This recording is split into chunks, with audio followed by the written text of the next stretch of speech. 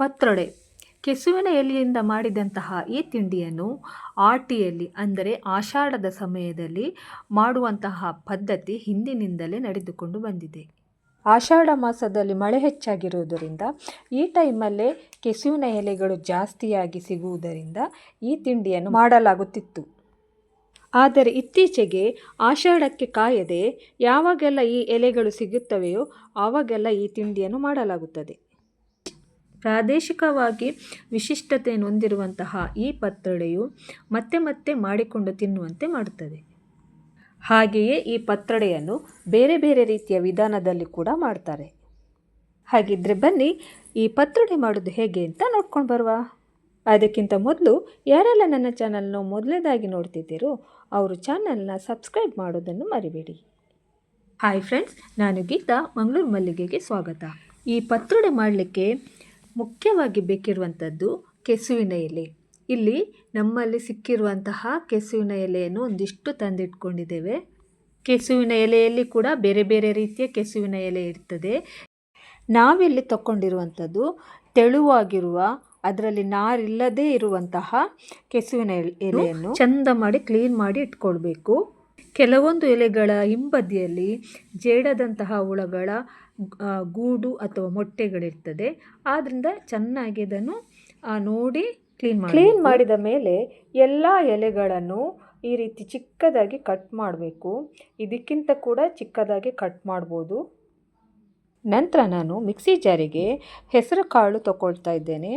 ಒಂದು 1/4 ಲೋಟದಷ್ಟು ಹೆಸರು ಕಾಳು, ನಂತರ ಇದಕ್ಕೆ 1/4 ಲೋಟದಷ್ಟು ಉದ್ದಿನ ಬೇಳೆಯನ್ನು ಹಾಕ್ತಾ ಇದ್ದೇನೆ. ಜೊತೆಗೆ ಒಂದು ಲಿಂಬೆ ಗಾತ್ರದಷ್ಟು ಹುಳಿಯನ್ನು ಕೂಡ ಹಾಕಿದ್ದೇನೆ. ಇದಕ್ಕೆ ಹುಳಿ ತುಂಬ ಇಂಪಾರ್ಟೆಂಟು, ಏಕೆಂದರೆ ಕೆಸುವಿನ ಎಲೆ ತುರಿಸೋದ್ರಿಂದ ಹುಳಿ ಹಾಕಿದಾಗ ಆ ತುರಿಕೆ ಬರುವುದಿಲ್ಲ ಅಂತ ಹೇಳ್ತಾರೆ. ಹಾಗೆಯೇ ಒಣಮೆಣಸನ್ನು ಕೂಡ ಹಾಕಿದ್ದೇನೆ. ಇಲ್ಲಿ ಜಾಸ್ತಿ ಮೆಣಸು ಬೇಕು ಅಂತಿಲ್ಲ, ಯಾಕೆಂದರೆ ನಾವು ಪತ್ರೊಡೆ ಗಸಿ ಮಾಡೋದ್ರಿಂದ ಇಲ್ಲಿ ಸ್ವಲ್ಪ ಮೆಣಸನ್ನು ತಗೊಂಡ್ರೆ ಸಾಕು. ಈ 4 ವಸ್ತುಗಳನ್ನು ನೈಸಾಗಿ ಕಡಿದು ತರಬೇಕು. ನಂತರ ಅದಕ್ಕೇನೆ ನೆನೆಸಿರುವಂತಹ ಅಕ್ಕಿಯನ್ನು ಹಾಕಿ ಚೆನ್ನಾಗಿ ಕಡಿಬೇಕು. ಇದನ್ನು ಕಡಿಬೇಕಾದ್ರೆ ನಾವು ಉಪ್ಪು ಕೂಡ ಸೇರಿಸಬೇಕು. ನೋಡಿ, ಈ ಥರ ಕಡೆದು ತಂದಿದ್ದೇನೆ. ಮುಂದೆ ಏನು ಮಾಡಬೇಕಂದ್ರೆ ಕಡೆದಂತಹ ಈ ಹಿಟ್ಟನ್ನೆಲ್ಲ ಒಂದು ದೊಡ್ಡ ಪಾತ್ರೆಗೆ ಹಾಕಬೇಕು. ಹಾಗೆ ಇದು 2ನೇ ಸಲ ಅಕ್ಕಿ ಕಡೆದು ಹಾಕ್ತಾ ಇದ್ದೇನೆ. ಅಕ್ಕಿ ಜಾಸ್ತಿ ಇದ್ದಿದ್ದರಿಂದ ಒಮ್ಮೆಲೆ ಕಡಿಲಿಕ್ಕೆ ಆಗಲಿಲ್ಲ.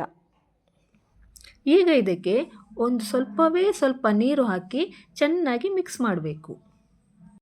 ಈ ರೀತಿ ಮಿಕ್ಸ್ ಮಾಡಬೇಕಾದ್ರೆ ಉಪ್ಪು ಸರಿಯಾಗಿದೆ ಅಂತ ಚೆಕ್ ಮಾಡಿ ಉಪ್ಪು ಬೇಕಿದ್ದಲ್ಲಿ ಹಾಕಿಕೊಳ್ಬೋದು. ಚೆನ್ನಾಗಿ ಮಿಕ್ಸ್ ಆದಮೇಲೆ ಇದಕ್ಕೆ ನಾವು ಕಟ್ ಮಾಡಿರುವಂತಹ ಕೆಸುವಿನ ಎಲೆಯನ್ನು ಹಾಕಿ ಚೆನ್ನಾಗಿ ಮಿಕ್ಸ್ ಮಾಡಬೇಕು.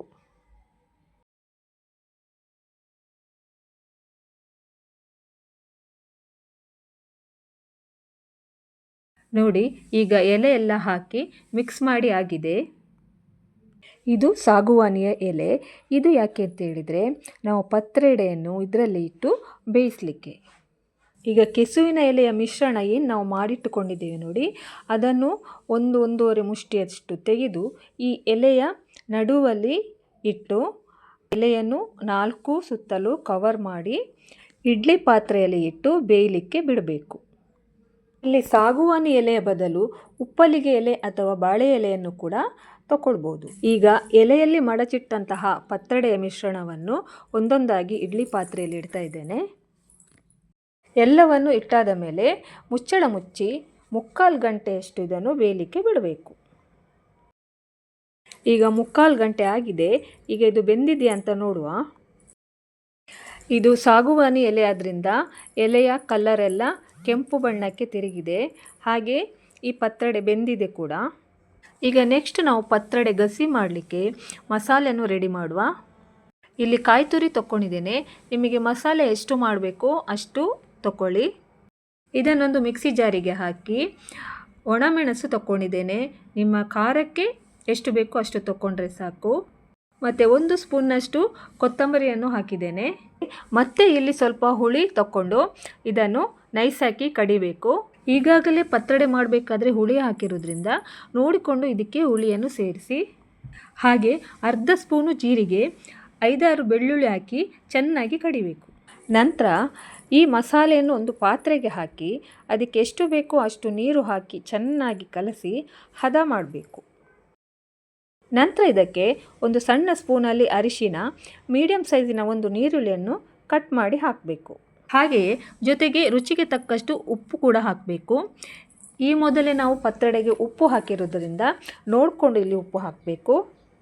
ಇದೆಲ್ಲ ಹಾಕಿದ ಮೇಲೆ ಒಮ್ಮೆ ಚೆನ್ನಾಗಿ ಕಲಸಿ ಮುಚ್ಚಳ ಮುಚ್ಚಿ ಕುದಿ ಬರಲಿಕ್ಕೆ ಬಿಡಬೇಕು. ಪದಾರ್ಥ ಕುದಿ ಬರಲಿ ಅಷ್ಟರಲ್ಲಿ ನಾವು ಇಲ್ಲಿ ಪತ್ರೊಡೆ ಹೇಗೆ ಆಗಿದೆ ಅಂತ ನೋಡುವ. ಪತ್ರೊಡೆ ಒಳ್ಳೆ ಬೆಂದಿದೆ, ಹಾಗೆ ಕಲ್ಲರ್ ಕೆಂಪಾಗಿದೆ. ಇದು ಸಾಗುವಾನಿ ಎಲೆಯ ಕಲ್ಲರು. ಈಗ ನಾವಿದನ್ನು ಮೀಡಿಯಂ ಸೈಜಿನ ತುಂಡುಗಳಾಗಿ ಮಾಡಬೇಕು. ಇಲ್ಲಿ ನಾನು ಎಲ್ಲ ಪತ್ರೊಡೆಯನ್ನು ತುಂಡು ಮಾಡಲಿಲ್ಲ. ನಮಗೆ ಒಂದು ಸಲಕ್ಕೆ ಎಷ್ಟು ಬೇಕೋ ಅಷ್ಟು ಪತ್ರೊಡೆಯನ್ನು ಮಾತ್ರ ತುಂಡು ಮಾಡಿಟ್ಟಿದ್ದೇನೆ. ಈ ಕಡೆ ನಮ್ಮ ಮಸಾಲ ಪದಾರ್ಥ ಕೂಡ ಚೆನ್ನಾಗಿ ಕುದಿ ಬರ್ತಾ ಉಂಟು. ಈಗ ನಾವು ಕುದಿ ಬಂದಿರುವಂತಹ ಮಸಾಲೆಯನ್ನು ಕಟ್ ಮಾಡಿಟ್ಟುಕೊಂಡಿರುವಂತಹ ಪತ್ರೊಡೆಗೆ ಎಷ್ಟು ಬೇಕೋ ಅಷ್ಟನ್ನು ಹಾಕಿ ಚೆನ್ನಾಗಿ ಮಿಕ್ಸ್ ಮಾಡಬೇಕು. ಒಂದು ಸಲ ಉಪ್ಪೆಲ್ಲ ಚೆಕ್ ಮಾಡಿದ ಮೇಲೆ ಮುಚ್ಚಳ ಮುಚ್ಚಿ ಒಂದು 5 ನಿಮಿಷ ಕುದಿಲಿಕ್ಕೆ ಬಿಡಬೇಕು. 5 ನಿಮಿಷದ ನಂತರ ಈಗ ನೋಡಿ ಮಸಾಲ ಪದಾರ್ಥ ಎಲ್ಲ ಪತ್ರೊಡೆಗೆ ಹೀರಿಕೊಂಡು ಪತ್ರೊಡೆ ಗಸಿ ರೆಡಿಯಾಗಿದೆ. ಇಷ್ಟೇ ಫ್ರೆಂಡ್ಸ್, ಪ್ರೊಸೀಜರ್ ಸ್ವಲ್ಪ ದೊಡ್ಡದಿದ್ರು ಒಂದು ಸಲ ಮಾಡಿ ರುಚಿ ನೋಡಿ. ಹಾಗೆ ನಿಮ್ಮಲ್ಲಿ ಕೆಸುವಿನ ಎಲೆಯಿಂದ ಬೇರೆ ಏನಾದರೂ ತಿಂಡಿಗಳನ್ನು ಮಾಡುವುದಿದ್ದಲ್ಲಿ ಕಮೆಂಟ್ ಮೂಲಕ ತಿಳಿಸಿ. ಈ ರೆಸಿಪಿ ನಿಮಗೆ ಇಷ್ಟ ಆದಲ್ಲಿ ಒಂದು ಲೈಕ್ ಮಾಡೋದನ್ನು ಮರಿಬೇಡಿ. ಹಾಗೆ ಶೇರ್ ಮಾಡಿ, ಜೊತೆಗೆ ನಿಮ್ಮ ಅಭಿಪ್ರಾಯವನ್ನು ಕಮೆಂಟ್ ಮೂಲಕ ತಿಳಿಸಿ. ಹಾಗೆ ಯಾರು ನನ್ನ ಚಾನಲ್ಗೆ ಇನ್ನೂ ಹೊಸಬರಾಗಿದ್ದೀರೋ ಚಾನಲನ್ನು ಪ್ಲೀಸ್ ಸಬ್ಸ್ಕ್ರೈಬ್ ಮಾಡಿ. ಹಾಗೆ ರೈಟ್ ಸೈಡಲ್ಲಿರುವ ಬೆಲ್ ಬಟನನ್ನು ಕೂಡ ಕ್ಲಿಕ್ ಮಾಡಿ. ಮತ್ತೊಂದು ಹೊಸ ವಿಡಿಯೋದೊಂದಿಗೆ ನಿಮ್ಮ ಮುಂದೆ ಬರ್ತೇನೆ. ಅಲ್ಲಿವರೆಗೆ ಟೇಕ್ ಕೇರ್, ಬಾಯ್.